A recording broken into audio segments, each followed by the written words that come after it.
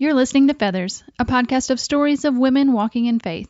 I hope these stories inspire you and encourage you to take flight in your own faith. I'm your host, Amy Bennett, and this is Season 8, Episode 10. Feathers is an outreach of Abiding Ministries. Find more encouragement at abidingministries.net.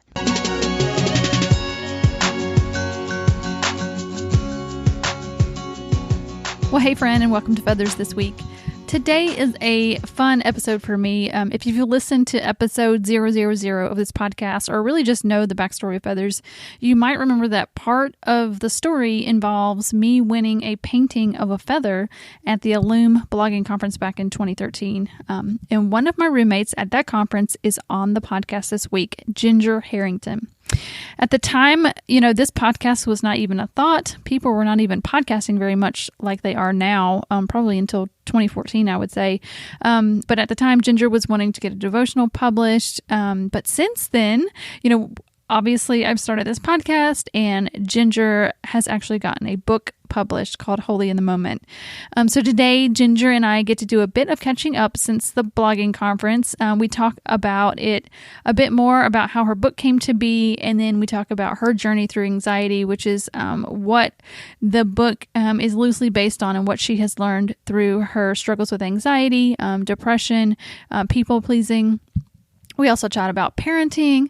It's just a great conversation I think you're going to be encouraged by. So here is my conversation with Ginger. Well, hey, Ginger, welcome to Feathers today. Hi, Amy. Great to be here. Oh, my goodness. I'm so glad that we have finally been able to connect. We were just chatting. We have had so many hurdles trying to get the two of us together, but I'm so glad that we have. So for the people that are listening that may not know you, how about you introduce yourself, talk about your family, and what keeps you busy these days? Sure. Well, my name is Ginger Harrington, and I live in Virginia. I am a Marine spouse. So we have lived the military life I've been married to my husband for 27 years, and he retired from the Marine Corps about 5 years ago. And that has definitely been a big factor in our lives. It's been a good life in the military, gives us a unique perspective. We have 3 kids. Our oldest is 25, and he's finishing up grad school in the University of Louisville. And our middle has just come back from a really awesome experience. She has been a missionary with YWAM for the last 2.5 years in Perth, Australia, and just had an incredible time doing that. And she is back home for the first time and getting regrouped and seeking the Lord for what's next in her life.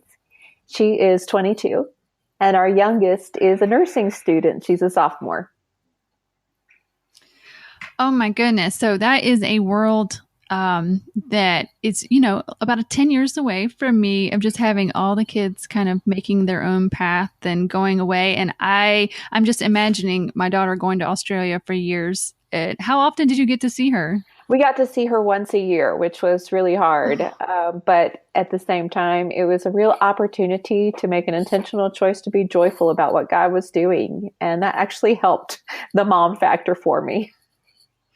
Yeah. So when you got to see her, did you actually get to go to Australia? We did not get to go to Australia, which I just hate. But things that were happening in my husband's work, we just never were able to get that amount of time to make that kind of travel. And she was out of Australia a lot, actually. She was pretty mobile. She spent time in India and the Philippines, and they weren't just in Perth. So sometimes it was hard to schedule things as well. So. Gotcha. Okay. So she was kind of just stationed in Australia and going out. Yeah. Uh-huh. Gotcha. Okay. Well, that is so cool. I have some friends that were involved in YWAM. I think my friend Becky, I think she was with YWAM, and she was in Hawaii. She was out in Hawaii at the time. So, I'm a fan. Yeah. And just for your listeners who might not know what YWAM is, because that's an acronym, it's an organization called Youth with the Mission, and they are all over the world. Right. Well, Ginger, I'm just so, like I said, excited to be able to talk to you. So we need to fill everybody in with how we actually met. So it's been actually 5 years this year, which is crazy, since we met at the Illume conference. And at that, I mean, if and I want to make the connection a little bit. So if people know the history of this particular podcast, there is a story about how I went to a conference and there was a prophetic painting, and at the conference that I won, and it had a feather on it, and it had replenish at the bottom of it, and it was just so meaningful to me at the time. That was that conference that we were at together. Mm-hmm. That's right. So you were involved in kind of like the fruits of this podcast, and it's crazy to have you on my podcast, and it's crazy that you have a book that's out, from a writing conference since meeting then. Yes, it is crazy. Tell me, because my brain apparently did not register how we actually got connected at the conference. I mean, were we roommates? We were roommates, right? We were roommates, yeah. That's what I thought. But how did we get connected? On Facebook. There was like a little Facebook group for Illum attendees, and people were just saying, "Hey, I need a roommate," and I think they put me with you and Becky. Yes. And so anyway, that was just, I met you at the conference, and that was super fun. And Sarah Vanderbilt was our roommate as well. Yes. And it was just really neat to meet you guys. Yes, and we all stay connected. We've stayed connected all these years. Mm-hmm. So hi, Sarah. Hi, Becky. If you guys are listening. I know. Hello, roomies. Well, yeah, so I think it's just so interesting. We were kind of like midway in each other's stories, and then kind of seeing some of that fruit from that conference. I don't know that either of us really had an idea where we would end up. So I actually am really curious, because I do know from what I've read that your journey to this book, the book is called Holy in the Moment, Simple Ways to Love God and Enjoy Your Life. I am just curious in the actual journey of you getting to the book, because I think Illum was a stop, on the way. So I would love if you would just kind of, I think 10 years ago, kind of this seed was kind of planted, and now we're seeing the fruit of that. Tell us more about that. Sure. Well, just to make a long, 10 years, long story, but to make that short, I originally started out with a book called The Quiet Time Guide that I wanted to get published. And I knew nothing about publishing. I thought you just sent something in. And as I began to learn about publishing, I learned that you needed to develop a platform and develop your voice, and that blogging was a great way to do that. And so that's one of the reasons why I went to Illum, is I had been blogging for about 4 years when I went to Illum. And that was my first conference to really connect with other bloggers. And I loved the community of bloggers and getting a chance to meet other bloggers. Because so oftentimes when you're a blogger, or probably often a podcaster as well, you're in your office by yourself. You're on your computer, and you're not necessarily in person with people. And I'm a people person. So I loved being able to connect with people at a conference. So over the years that followed, I continued to, work on blogging and grow my platform. In 2014, I had the opportunity to help start a ministry for military women called Planting Roots, Strength to Thrive in Military Life. And that really helped grow my platform and extended my ministry out beyond just my individual website at gingerharrington.com. So all these years, I'm just, I'm writing, I'm working on all those things.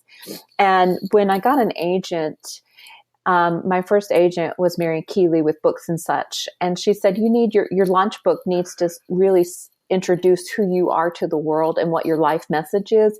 And it needs to be a chapter book. It shouldn't be a devotional or a Bible study as a first-time author, because people tend to buy devotionals and Bible studies from people they know. So people need to get to know you and your story.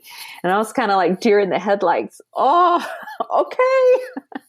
And I just thought of this blog post I had written in probably 2013 in January, after we had retired, and just looking at what was coming and not knowing what life was going to be like outside of military life, because had been my entire marriage experience for 24 years was military life, and what was next. And I was struggling with some, a little bit of mild depression that January, just feeling restless and not a little anxious. And anxiety had been part of my story in the past.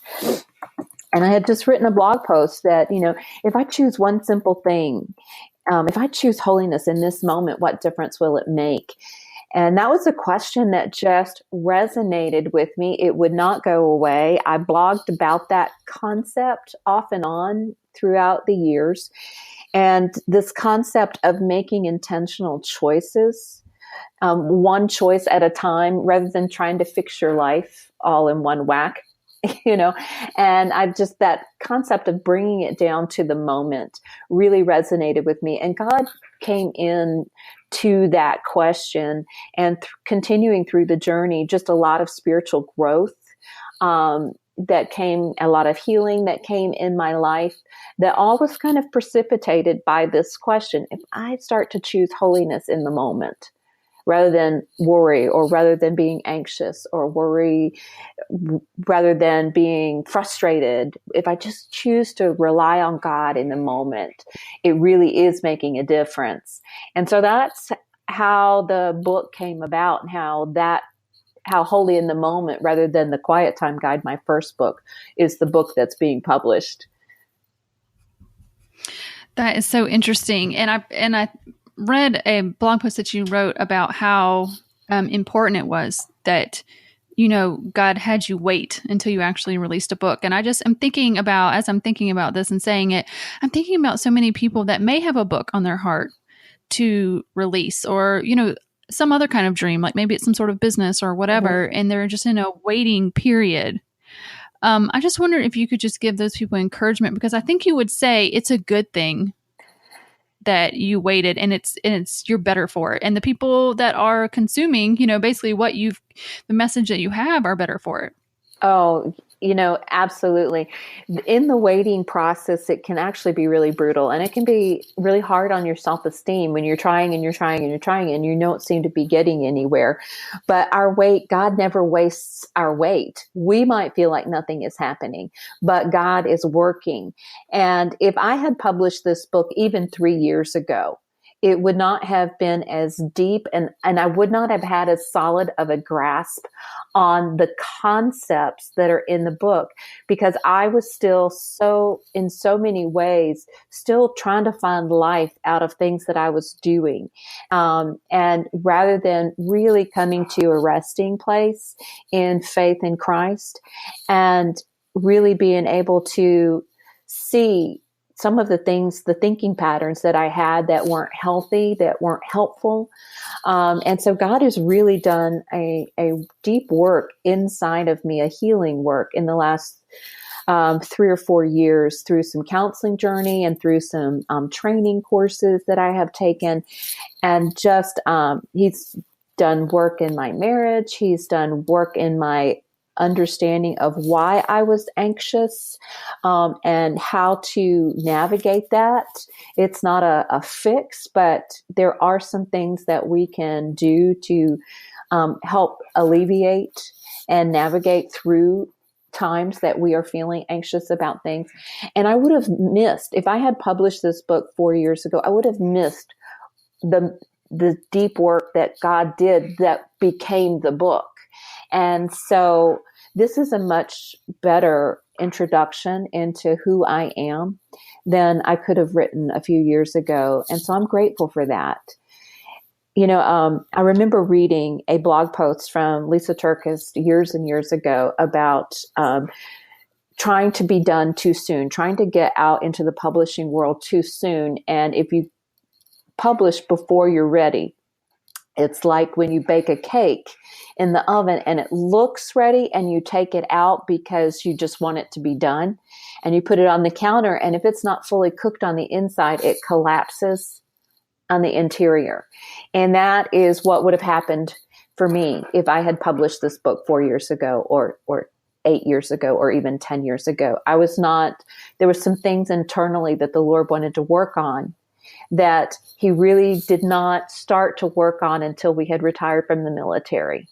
And that was his timing. And so that's what's worked. And I'm grateful for that now. And all of the things along the way have added to the content and added to the platform. And, now I know it really is the right time, and there's great joy in that. That's so good. Yeah. And I actually was thinking of, I don't know if it's Lisa TerKeurst or Christine Kane had said, is that in the waiting, God is preparing you for your calling so you can sustain your calling. Yes. And that is huge. Absolutely huge. Yeah. Okay, so you have put this book out, and it sounds like it's been quite a journey. And I actually want to jump into really your message. And I love these. So, Holy in the Moment, it actually breaks it down to many chapters. And for example, moments to surrender, moments to pray, moments to listen, moments to feel. And all these, you kind of broke it down into kind of like areas. Mm-hmm. Talk about how, I'm just curious, talk about how you decided how to kind of format the book. Yeah. The theme verse for the book is 1 Thessalonians 5:23 in the Message, which talks about how God is the one who makes us holy and whole and puts us together holy and whole. And that if he said it, he'll do it. And that concept has been just a life concept for me, particularly as one who has had some pretty deep struggles with anxiety. When you struggle with anxiety, you feel like something inside is broken, and you don't want to be broken. You want to fix yourself. You want to not feel anxious, but sometimes it feels like no matter what you do, you can't get yourself out of that. And so that verse about God putting us together, spirit, soul, and body, which includes that emotional component, was something that really resonated with me because I knew that I needed that. And I could see that nothing that I was doing, you can't Bible study your way out of anxiety. You can't read your way out of anxiety. You can't memorize verses out of anxiety. All of those things help, but there's some internal things that God has to do. And so that's what the book really formatted for me, because that's in 3 sections: spirit, soul, and body. And so the first section of the book is on loving God and feeding your spirit and your relationship with God. And it really focuses in on loving God and the importance of abiding, and some real practical things about abiding, because that's pretty nebulous of a concept. Surrender is... You're just not going to go all the way into a healing process without surrender, because surrender is what opens the door to healing. And then rest, which allows you to sustain your relationship with God. So that is that first section. The second section is your soul, your internal world. And that had to do with prayer and listening to God, what you're thinking about, and whether or not you're embracing truth in your thoughts, because that's where we get into trouble so oftentimes. We think things that aren't true. Maybe, we think things about ourselves that aren't true, lies that we've believed about ourselves or other people. And our feelings, particularly as women, oftentimes kind of drive our faith rather than our faith corralling our feelings. And then obedience kind of comes from that internal place. And that's the second section of the book, called Embracing Truth. And then the third section is enjoying life. And the life of Christ, the word for life is Zoe, and it is his life in us. We, as believers, we have Christ in us. And his life, when we are relying on his resources and his life, we're going to enjoy life that he gave us, because he came to give us life abundantly. And so that takes us outward into our relationships and our work, starting with our attitudes, because that's what people see, and our relationships with other people, loving one another, our relationships with our kids, our friends, and our work. All of those are areas of life, the physical side of life, the outward side of life, where the internal work that God is doing and the relationship that we have with God really makes an impact. And we experience that all in the moment when we choose to rely on Christ in the moment. So good. Yeah. And I know you said you can't Bible study your way out of anxiety. So And I'm not suggesting you do, but this book would make a great Bible study book. I don't know if you have plans to actually go back and do the Bible study, but I would love I think to. this would be, I think this would be a great one because it's kind of like small, chapters that you could talk about, weekly, something like that. So, yeah. And I'm not knocking the importance of learning and getting good information and studying the Bible. I'm just saying that there's another component to it that only God can do when it comes to healing our hearts. Sure, absolutely. Well, I want to jump in a little bit, if you would, to just your personal struggle with anxiety, because I know a lot of this is wrapped up in your husband's service to the military and being a military family. So I don't know if you could just walk us through a little bit of your struggle that you had with anxiety. What were the kind of the circumstances that, caused that? And then really, what does that look like to walk out of that and find freedom? Sure.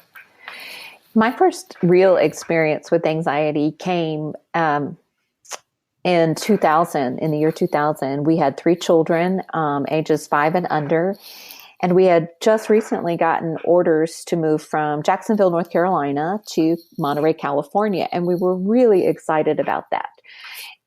And about a month before we left, I was diagnosed with a hyperthyroid condition called Graves' disease. I had no idea what that was. I didn't know what, I'd heard of your thyroid, but I didn't really know how intricately your thyroid affects so many things in your body system. And, I just looked at the nurse. I'm like, I really don't have time to be sick right now. I'm moving cross country in a few weeks, and the military is not going to reschedule our move because I'm sick. And so they gave me a little pill to slow my thyroid down, and we moved across the country. And I thought, well, okay, I think I'll be okay. And as we drove up to our house that we were going to move into, sometimes military housing is fabulous, and sometimes it needs to be demolished. And we were given a house that looked pretty vagrant, and I just looked in that, and the reality of we're moving and this is where we're going to live kind of hit, and my thyroid just totally went to overdrive, and adrenaline flooded my system, kind of like when you go on a roller coaster and you go down that incline, and your whole body just goes in this rush. Only when we got, I didn't get to the end of the roller coaster. My body just stayed in that rush of anxiety for months, and my hands started shaking. I became unable to sleep at night. So a good night of sleep was an hour. And so after about a month, I was a basket case. I literally thought I had lost my mind, because I'm not that kind of person. I'm the kind of person that sort of, has it relatively together and was pretty even keeled emotionally before that. And I just was like, where did I go? I don't like this person I've become. And, it was just a very difficult time. Also and you had 3 kids under 5. I did. I mean, how do you even survive on 1 hour? I can't even survive one day with only 1 hour of sleep, and my thyroid is not going crazy. Right. So I just can't even imagine. Well, that was the first experience that I had where God was really teaching me, you have to hang on moment by moment, and you cannot define your faith by what you're feeling, because you know that I'm with you. You cannot feel it right now because of the anxiety, but you know that. And so I kept hanging on moment by moment, and anxiety does have a way of just making you just try to grit through, just hang on for the moment. And, I knew that, like, okay, I'm not really actually afraid of anything, but I am so afraid. Well, that's what I was going to ask. Was there something, were there certain circumstances you were playing in your mind that you were fearful of, or was just the general, like, anxious feeling because your body's reacting that way? It was a combination of both. Predominantly, it was my body was so out of kilter. Later, they did an uptake test on me, and my thyroid uptake was at about 95%. And the technician looked at me and goes, wow, you look really normal for somebody with that kind of uptake. Usually people who have that kind of uptake look like they're strung out on cocaine. their eyeballs wiggle. Oh, wow. And Wow. I was like, well, I feel like that on the inside, but no, my eyeballs are not wiggling. But so it was physical, but it was the first time that we had moved. We'd been in North Carolina while our kids were little. So it was the first time that we had kids in school. It was actually at that point in time, they were 7, 5, and 3. So we had one that was in school, one that was starting school, all of the school issues with parenting, getting settled in a new place. And when it's just you as a mom, when it's just you, I think it's easier to settle than when you're a mom with kids and you're trying to get them settled and make decisions about school. And I don't know, it just was a toxic cocktail for me.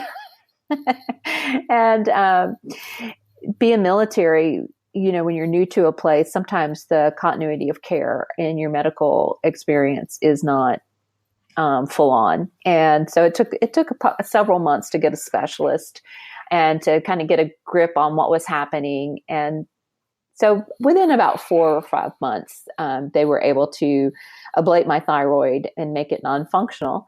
And I started feeling better and feeling more normal. And we ended up having a wonderful experience in Monterey, and really grateful for that time. But that was the anxiety experience that kind of, I don't know, it's almost like it routed some neural pathways in my mind or something. So that Have you read the book? I just have to ask because we've discussed this on previous episodes. I had a conversation with Elisa Keaton in Revelation Wellness, and we talk exactly about this, how trauma it actually affects your physical body. And there's a book called The Body Keeps a Score. Have you read that? I have not. It sounds interesting though. Oh my gosh. Okay. So we've released that book, and I've had several people since listening to the podcast. They're like, I want that book. And I am almost done reading it. It is absolutely incredible. But it talks about how trauma really affects, all these neural pathways and stuff. And then the second half of the book actually talks about, treatments to be able to help your body release some of those. So it's interesting because you've talked about some of those, counseling being one of them, whether it's through like EMDR or IFS or there's yoga in there. There's all that, there's, I don't know, 7 or 8. I don't even know what they are. But it'll be interesting if you read that book to read about the trauma, to read how it affects you. And especially as you work through some of that, to see if, they're right on target, if some of these things have helped you. Anyway, I'm going to scoop forward in that story because that was 2000 and life does move on. But what I found was every time we moved after that, I had that same experience, and it wasn't as intense in the years to come, but it was still, there's that crazy girl again, and it made moving pretty miserable. And I just kept grunting through, just hang on, get through it, it'll go away. And I realized when my husband retired and we had an opportunity to interview for a kind of a dream job, mission, military missions experience. And it was just after our middle daughter had gone to college, and we were still kind of transitioning from there. We had just retired from the military, and I thought we were going to stay in the house that we had bought. I thought, okay, this is our forever home. We're finally retired. And he was like, how about a job in Florida? I'm like, what? And, all that anxiety came forward again, and I was not able to really be fully on board with that job experience, even though I wanted to be. And at that point in time, I realized if I do not try to deal with this is going to hold me back for a lifetime. And I don't want that. And so, that experience showed me, okay, this isn't just the military. This is something that I need to work on. And if my kids had struggled with this, I would have gotten help for them long, long ago. I would not have waited. Right. We're always the last one. Years. Right? Why do we ignore our own needs and our own mental and spiritual health so easily as moms and as women? I don't know the answer to that, but I do know that God has a timing where everything falls in place. And because we were retired and we were finally stable locationally, it was a good time for me to do that. And there was a really wonderful counseling ministry available at our church, which was an easy fit. As another aspect of moving in the military, there's not always, access to really good Christian counseling.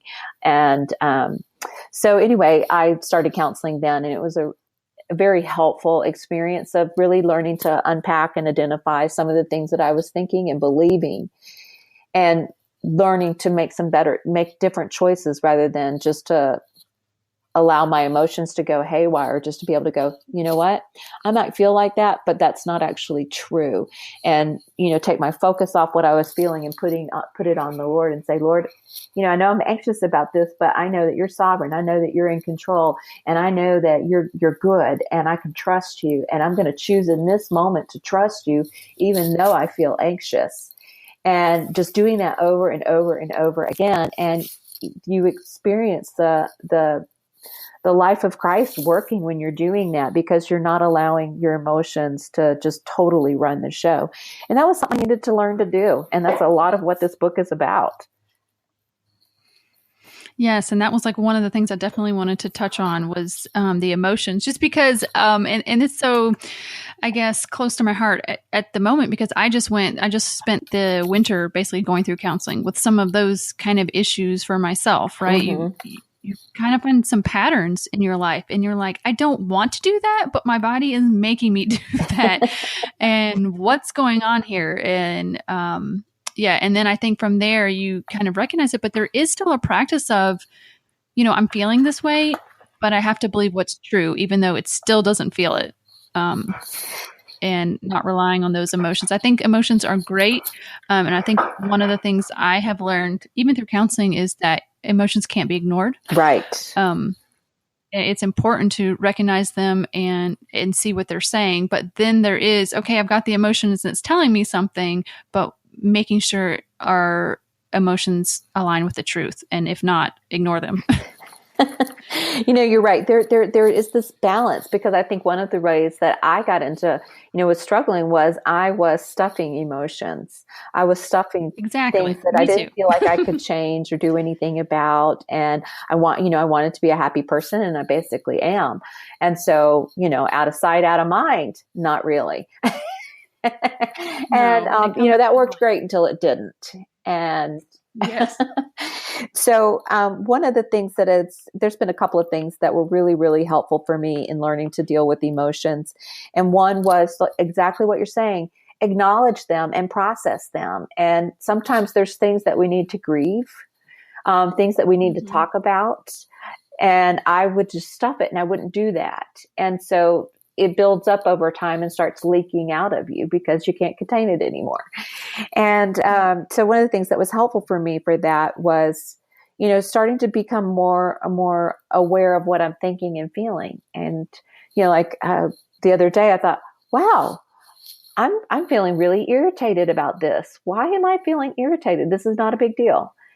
And just the fact that that I noticed and then stopped to ask the question, rather than just run off and be irritated about something, that was a choice in the moment. And that's the kind of choices that God's been teaching me to make, is to stop and think about what you're thinking about. Stop and ask, why am I feeling this way? Yeah. And the other piece, and I'm just so excited about this because I'm in the same boat. The other piece that I've been learning, and that's from like The Body Keeps the Score and the Conversations with Elisa Keaton, all of this, is to actually not only pay attention to what you're feeling and thinking, but paying attention to your body. Because I don't know about you, but I feel anxiety like in my stomach or in my shoulders. They start aching, or I get headaches. Yeah. And that was just, my body's just doing that. There was no connection for me of my emotions and my body. And now sometimes I even have my body signal me like, my stomach is all clenched up. Why is that? And then that can make me, there's probably some emotions that you need to tap into. And then you can, start thinking about what you're feeling and you're thinking and work through like that. So I think all of that, I love, your whole book is talking about the connections between, body, soul, spirit. Right. So, that's exactly what you're talking about. Yeah. But it is as somebody who has stuffed emotions, learning to pay attention to them, and also your body. It's speaking too. Yes. And, another thing that's been super helpful for me in dealing with emotions is learning to a lot of times our emotions signal rights that we're hanging on to, things that we think we deserve or think that we have to have in order to be okay. And so in the moment, if I'm feeling upset about something and I think about, okay, Lord, what am I upset about? And I'm realizing, wow, okay, I'm upset because I'm not getting my way right now. And so, you know what? Okay, Lord, I'm going to make the choice to release my right to have my way right now. I'm going to trust you in the moment. The moment doesn't look like what I want it to look like, but I trust you. And I'm going to rely on you, and I'm going to ask you to show me what to do and what I need to be pursuing right now, what I need to say, rather than just trying to barrel forward and get my way right now. And being able to identify what I'm thinking and releasing rights, the right to have life work out exactly like I want it to. That's a big aspect of anxiety. You're trying to control something that you can't control. And so when I could release my rights, Lord, I'm anxious about this, but I release my right to be in control here. And I'm going to trust you. And I'm going to just right now in this moment, I'm going to choose to rely on you to strengthen me. And I am going to keep my eyes on you. I might still feel anxious, but I surrender my right to have control. And that is phenomenally helpful. And then the last thing, well, not the last thing, but another one that was super helpful is something called the holy but. And I'm not talking B-U-T-T, but so oftentimes the reality of life as believers is we look at a truth of God and then something in our life and we say, yes, God's in control, but my life is going haywire. And whatever comes after the but is what we're really believing and what we're feeling and what we're thinking about and what we're pursuing. And so if I'm focused on my life is out of control right now, the thought that God is in control and that God is sovereign might be a mental belief, but I'm not fully believing that. So when you turn it around and put the truth after the but, you might say, okay, my life is kind of a mess right now, but I know that God is in control. Then our focus goes on the truth of God rather than the situation, because what comes after the but is, what we're going to focus on and what we really believe. And so that might sound silly, but that holy but comes to mind so often. And it's just been one of those little things, one of those practical things that the Holy Spirit has enabled me to keep in mind, that enables me to turn from letting my emotions drive my faith to letting my emotions point me to my faith. And that's a big shift, and it's a really important one. And that's one of the ways that we choose holiness in the moment, is to put our eyes on God. That is so good. I am going to start using that. And the holy but. Yeah, that's funny. Well, one more area, and I could probably have a lot of holy butts in this area. But another area that you talk about in the book that I would love to talk about with you is parenting. And one of the lines that you have in your book is that parenting is not just about growing up kids, but growing up parents. Mm-hmm. And since you do have 3 kids that are out of the home and are just already doing great things, I would love for you I just want to receive, just kind of what does that look like, and what does that mean for this journey? And you're still a parent, obviously, and you don't go away, right. It doesn't go away, but it is a different experience when they're not in the home. So for somebody like me that has a 12, 13, and 15-year-old at the moment, what does that mean it grows up parents? And what? Yeah.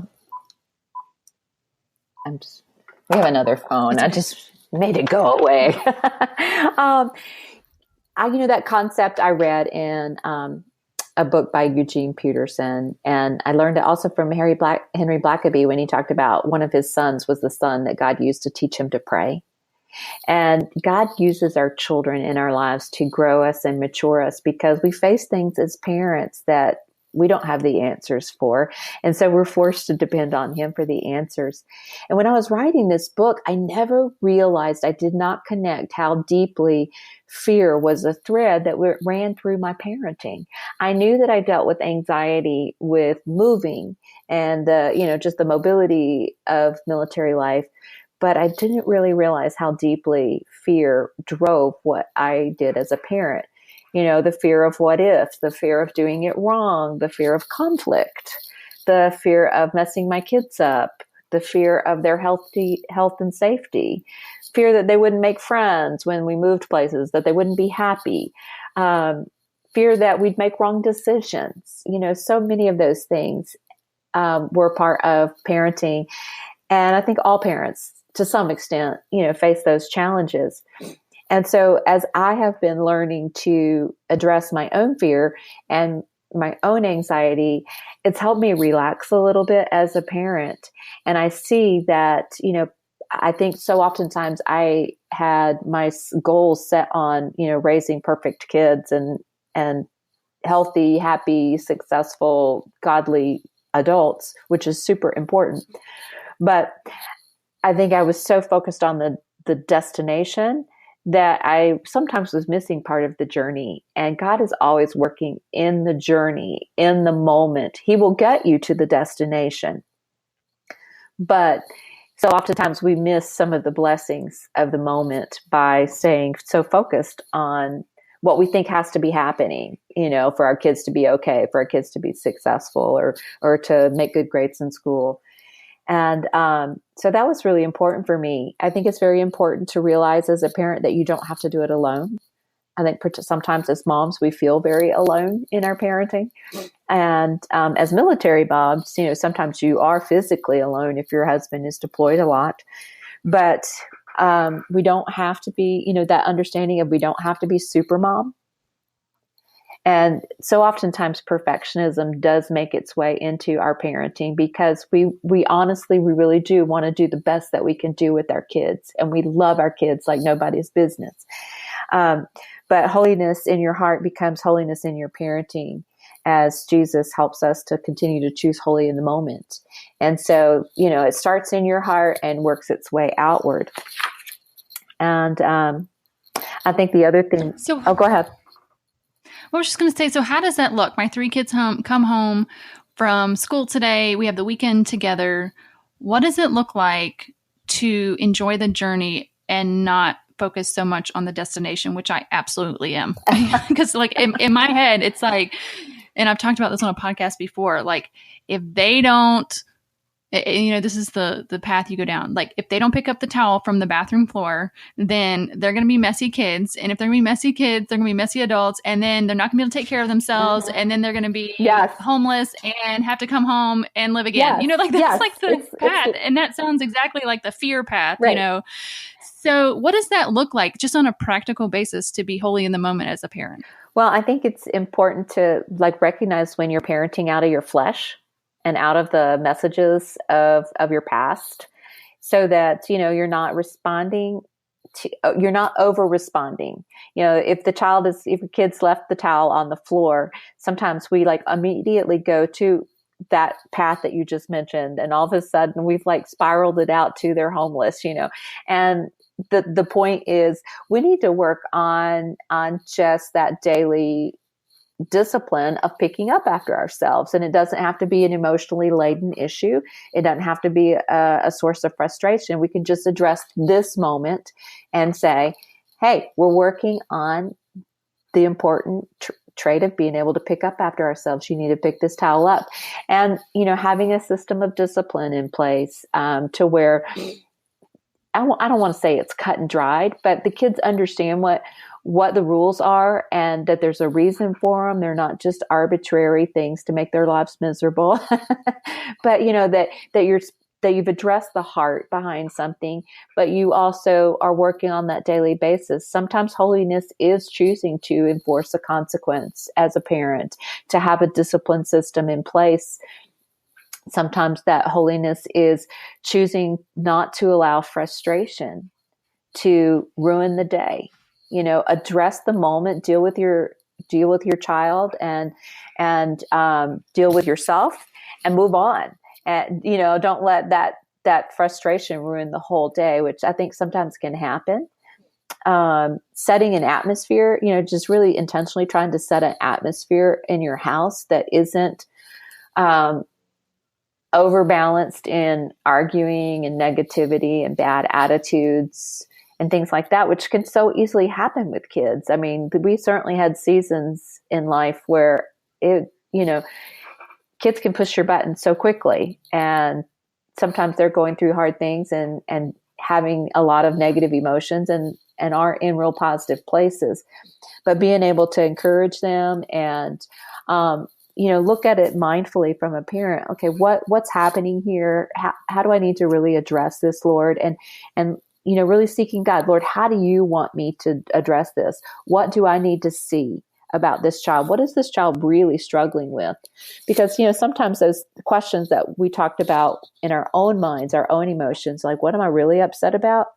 Those same things are happening with our kids. And as parents, if we can begin to ask some of those questions and have some of those conversations with them, we can begin to teach them how to pay attention to what they're thinking and feeling and what they're believing in the moment. And, that can help us in our parenting in the midst of the journey. And just to stay focused on, okay, what do I need to be doing to be fully present with this child right here, right now? That is so good. You're talking right to me. I know a lot of people listening too. That is so good. Yeah. And, I was going to say one of the things that just really kind of, now that my kids are older, they still struggle. I mean, struggles don't go away just because they don't live at your house anymore. But I'm, just really fully believing that God is greater than any mistake that I make as a parent. Is just something really important to keep in mind as a parent, that, sometimes we're going to do it wrong. Sometimes we're going to make a bad choice. Sometimes we're going to say a thing in a bad tone of voice or, that kind of thing. But when we are trusting in God and we're raising our kids in faith and we're teaching them God's word, we're praying for them and with them, and we're relying on God in our parenting, He is greater than any mistake that we will make. And over time, He's going to work in their lives. And oftentimes he does redeem some of the things that we wish we could have gone back and done differently. So true. I was just on a weekend retreat with several parents, and we all have young kids, and it's definitely something that we talked about. It's like, at some point we have to trust that it's not all based on our performance as a parent, right? Right. I mean, it's really God is going to work in their lives no matter what we do. Yes, exactly. As parents, we kind of we definitely have a responsibility as parents, and we want to do the best we can. But really, like you said, God can redeem anything. Exactly. And so, you are getting right at that tension of holiness, in that what we do matters. It does matter, but we're not holy based on our performance, and we're not accepted by God based on our performance. That's an identity that, when we come to Christ, we have an identity as a child of God, and we have the life of Christ within us, and we have His righteousness.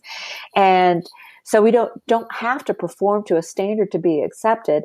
And yet at the same time, what we do enables us to cooperate with what God wants us to do in our lives. And so choosing holy in the moment is an action. It's a doing of something, but it's a choosing to do what you do in reliance on Christ, rather than simply trying to perform your way into life being okay. That is so good, because I see it as it's not us working for God, but it's cooperating with God. Yes. That's a huge distinction, and I'm going to remember that. It's so good. Well, Ginger, I have just so enjoyed our conversation, and so glad that we got to catch up and other people could hear us catch up and hear about your book. I'm so excited about it. Like I mentioned, I think it would make a great study or read for anybody, and a study for a group as well. So I'm excited for it to be out, and congratulations, and thanks so much for being with me today. It is great to be with you, Amy. And I'm so excited what God's been doing through Feathers podcast and Abiding Ministries is just phenomenal what he's been doing through you. So it's fun to see that as well. Oh, thank you. So grateful. So if I can say that, where can people connect with you, get the book? Sure. If they want to connect with you after this, where can that be?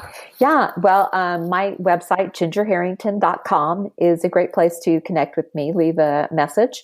I also have a Facebook page, Ginger Harrington, writer, and you can leave messages there. And I'd love to connect with people on Facebook. I'm on Instagram and Pinterest and, those kinds of, pretty much most of the social media, I'm there in some capacity. So love that. And it's great to connect with people. So I would love that very much. And then the book is available pretty much where books are sold: Amazon, Christian Books, Lifeway, Walmart, Books A Million. And so they're available, and just hop online and click in Holy in the Moment and get a copy. I did want to let your readers know that the first 3 groups that contact me, that they have scheduled to do Holy in the Moment this, later this spring, summer, or fall, that they've scheduled that with their group.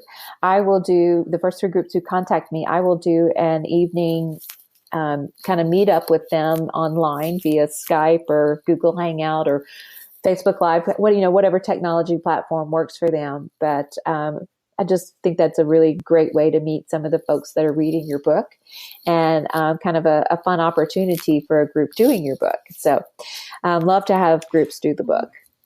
Yes. Well, I'm so glad, because I think it would be a great group study, and that would be such a treat for the people getting to do that. So yo, go. Tell all your people. That's right. Okay. Well, thanks again, Ginger. Thank you, Amy. You take care. So guys, I hope you enjoyed that conversation with Ginger. I think you can see, as I do, that Ginger is just a beautiful voice of wisdom in your life. And she's just, for me, that friend that's been through some stuff, that has earned the stripes, as you might say, and just has a lot of good stuff to share, whether it's from parenting or certain things that we go through as individuals with anxiety. Her whole book is just filled with stuff like that. It is just jam-packed with just really good practical advice.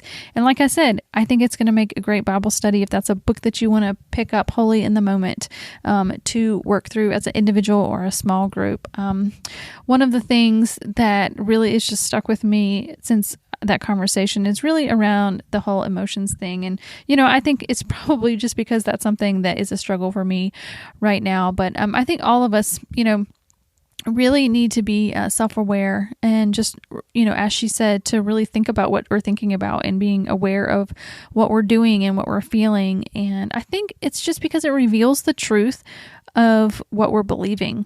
How we think and how we act and what we feel reveals what we are believing. And we have to really, see, do our emotions and our thoughts and our actions line up with the truth, and then working to replace that and with just the truth of what God says, and the fact just saying, God, I trust you. Like, even though, I don't believe that, like, I'm going to believe it because that's what you say. And that's how I'm going to act and believe and think out of that.